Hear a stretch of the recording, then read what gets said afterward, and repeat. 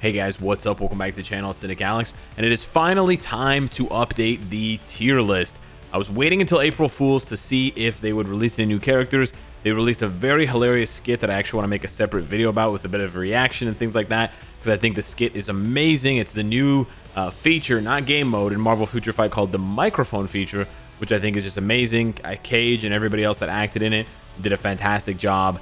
Obviously, it's not a real thing, but yeah. So it seems like this is what we're going to get. I don't want to make it sound like this is all we're going to get, but yeah, basically four new characters, because new uniforms for Daredevil, Luke Cage, Jessica Jones, and Iron Fist. So four brand new uniforms, creating four brand new god tier level characters, and then new Eternals, Icarus, and now Cersei. And I know it's a little bit early to be covering Cersei on a tier list because I've had like 36 hours to play with her, but we're just going to wing it here. I've had a lot of experience playing Marvel Future Fight. She'll probably be as good as I'm rating her, possibly a little bit better. Who knows? So anyways, standard PSA for all of these tier lists. This is just my opinion. This is not necessarily the only way that you can play the game. Play the game however you want. Rank up the characters that you want. I'm just looking at it from this point of view in order to help some people make decisions about who they want to build up, and in order to give you a general idea of how strong characters can be at the top end. The tier list is essentially that. I'm considering characters at their highest level, you know, tier 3, awakened, CTPs, the whole shebang, the whole 9. I've been playing this game for a long time, so I do have a little bit of insight onto how good these characters can be with, you know, practice and with a solid account behind them.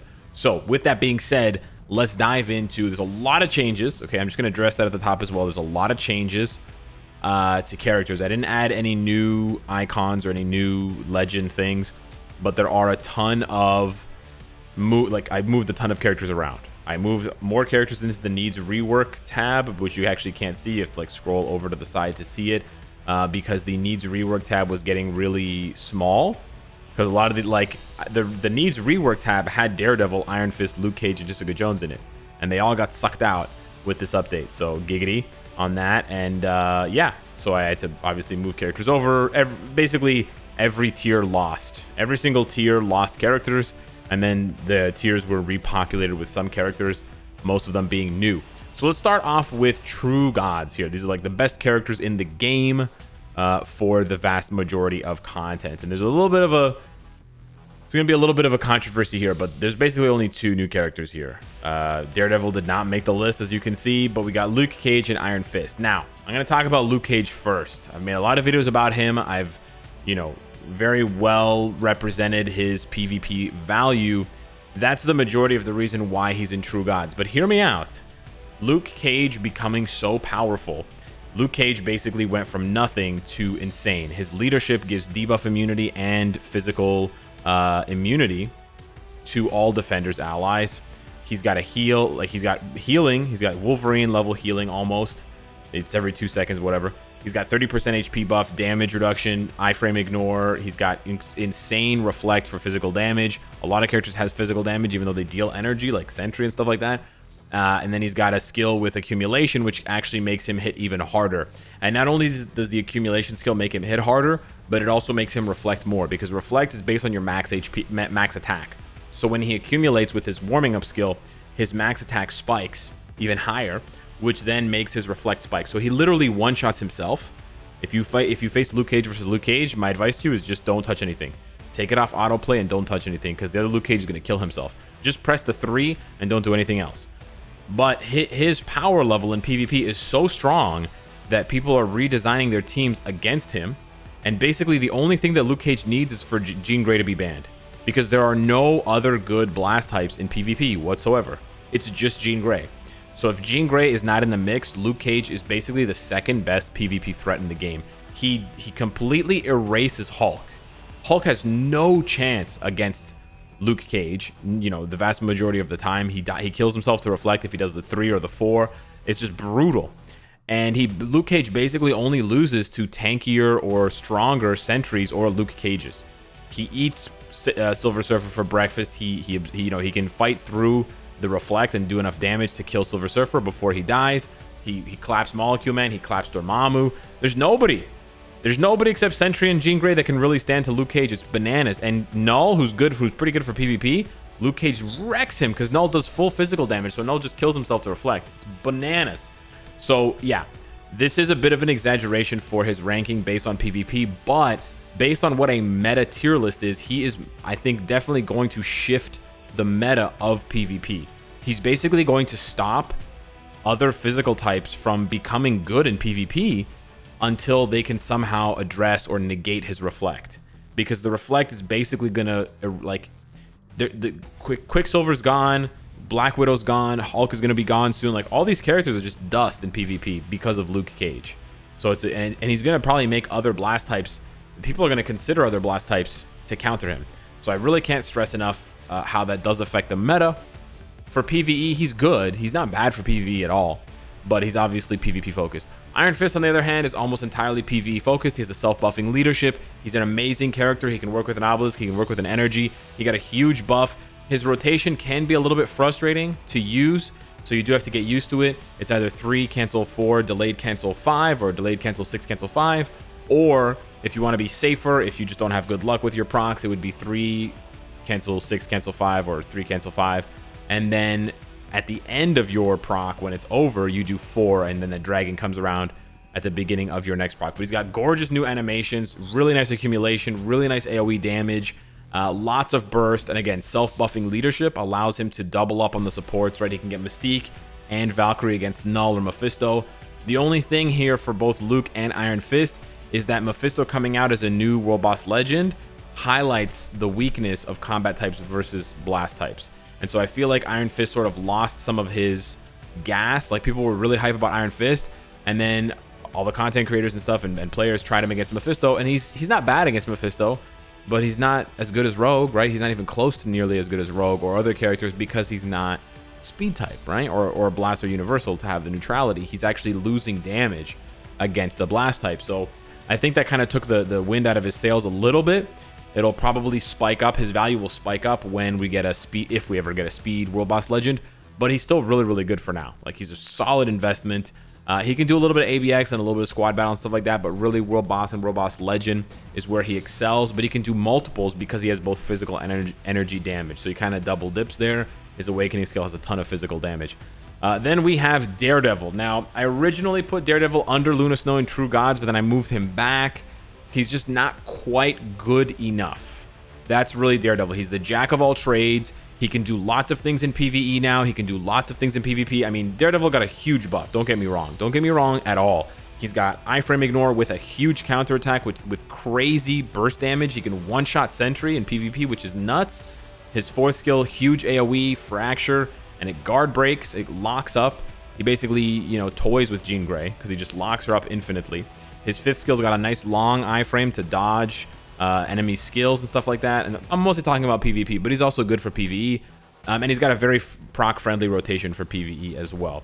He's a little bit better with a rage than energy, so he suffers a little bit. He doesn't gain as much against Null and Mephisto.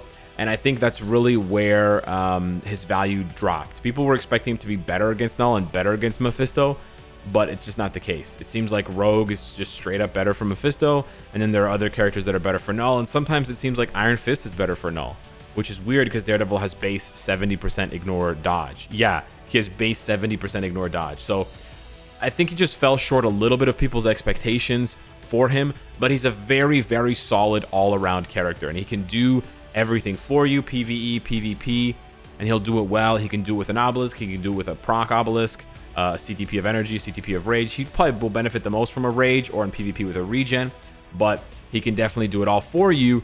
He just doesn't excel in any one place, and that's why I actually put him below Deadpool. Although Deadpool struggles against World Boss Legend and he struggles more in PvP, Deadpool will guarantee you multiple World Boss clears up to stage 99 without any pierce, with bad cards, right? Without even having a CTP. Daredevil can't really do that for you. He's better in PvP than Deadpool, but he can't promise you that other stuff, and the PvE side of things is still more valuable, so Deadpool is still a little bit better.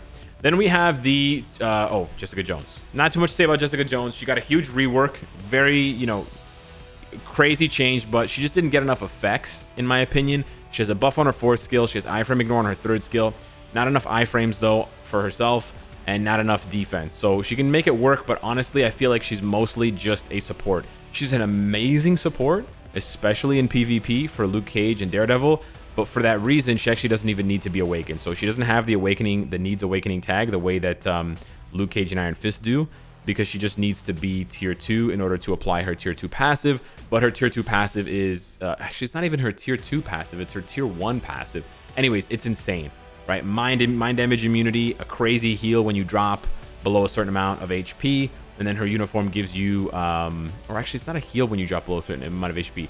Anyways, she gets a heal, she gives you a heal and a damage reduction for defenders allies. So she's an amazing support for defenders. As a standalone character, she's okay. She's actually surprisingly good in PvP. She can catch you off guard sometimes. She's not that bad, but I think she's gonna have limited value in PvE. So she's sort of like Colossus, but specifically for defenders allies. So her value is a little bit worse. You have to kind of be careful. Be careful about investing in her if you're not going to invest in the rest of the defenders, because she's not going to carry weight the same way that they will in terms of doing content. And then what I was going to say before Jessica Jones, we have the 2 new Eternals. They are immortal, the Eternals. Not too much to say about the Eternals. They're very, very good for tier 2 characters, but because they're not tier 3able or awakenable, I don't think they can move past high utility. Now, there are some characters who are in high utility, or they're past high utility, they're in Godlight, without being tier 3able. Most notably, you have Enchantress and Yelena, but that's it. There's 2 characters there, Enchantress and Yelena, and they're there because they can do one thing really, really well. And to be honest with you, I could probably move Yelena out. Maybe Enchantress stays because leadership. Enchantress is really good. She could do stage 99 world boss, leadership, blah, blah, blah, blah. But I actually will move Yelena, to be honest with you. But yeah, that's really the problem, or not the problem. That's what's really holding back the Eternals, is that from this tier list, anyways, is that they're not tier 3able. But that doesn't mean they're bad characters at all. I honestly think Cersei as a standalone character is better than Storm. She's really that good for PvE content. She hits like a truck. She's super easy to play, and she has a lot of survivability despite having low defensive stats. She's really good, and she's 100% free. The difference in value between Storm having to buy her uniform, having to tier 3 her, and what she can do versus Cersei is bonkers. Absolutely bonkers. I would say in regular world boss, Cersei and Storm are pretty comparable if they had the exact same build, and Cersei's only tier 2. It's crazy how strong she is. So when she gets her tier 3, it's going to be like bananas. For Icarus, he's a little bit lower. He's still in high utility, but he's a little bit lower than Cersei just because he's not quite as good in PvE as she is. And although he has more value in PvP, he just doesn't have enough to make noise. And with the introduction of more strong PvP characters like Daredevil and Luke Cage, it just sort of further waters down his value because the competition is getting stronger across the board, right? Icarus would be better if it was just Sentry or just Silver Surfer. But because we have so many behemoths now, so many titans in PvP, his value in PvP, although it is there and you can see it and it's almost ready to be, cooked, it's just not quite there yet. So he's around like Richard Rider value for PvP and PvE, I would say, which is still very, very good. We're comparing Cersei to Moonstone. That's a Crystal Wall deluxe pack character. We're comparing Icarus to Richard Rider Nova. That's another Crystal Wall character. That's another deluxe pack character. So you can see the value there is very, very good, especially considering that they don't cost crystals at all. But they're just 1 step, 2 steps off of really jumping out and really grabbing your attention and being really, really good. So that is where these new characters land. I want to just take a little bit of time here at the end to focus on a couple of characters that moved up or moved down. I'm going to bold them really quickly here. So I moved Hulk way down. Hulk was actually in True Gods. I think Luke Cage is really going to tank Hulk's value. On top of the fact that, again, he's a combat type, so Mephisto is just going to crush him. Hulk just doesn't have a place in the game right now. It's kind of crazy, but he was dominant for like 6 months, and he lasted in the meta for almost a year. That is really impressive, but it's really going to take some... I don't know what it's going to take for Hulk to be good. To be honest, Hulk could be really good in PvE content with a crazy HP build if we had more speed enemies to beat down, because Hulk is just so tanky. He's just so tanky, and the synergy is you make him tankier and he hits harder, right? So the scaling is really good. It's just that right now there's no content that justifies his value, really. So that's why he just remains in Godlight. Still an amazing stat stick of a character. Like, he's just going to be the biggest, beefiest boy, but he just doesn't have a place to really shine and to make his value felt across Marvel Future Fight. And then Luna Snow actually moved up. So Daredevil moved down, or Deadpool moved down because he's just not good against Mephisto. So he's like 0 for 2 World Boss Legends. His value in PvE is sort of starting to waver. And then on the flip side, Luna Snow, especially now that we know Mephisto takes more damage from cold and less damage from all the other elements, that kind of rises Luna's stock. Keep in mind, she has not let go of her stranglehold on ABX as the queen for all of the speed-related content that's hero-related. And then she's still best in slot for squad battle, being able to hit 10, 12 million. She retains her crown. And she got stronger, to be honest. And she's still sort of because she hasn't gotten a uniform in over a year. But I think she does deserve this this ranking. So yeah, I don't think it's a bad time to invest in Luna. But yeah, we'll have to wait and see what happens as far as the anniversary update and what we're gonna get there. Because some people speculate it's going to be an original character update. So that is it for the tier list. Let me know what you guys think. Sad times 1 second here for Wolverine. And hit me up in the comments down below. Thanks so much for watching, and I'll see you in the next one. Take care.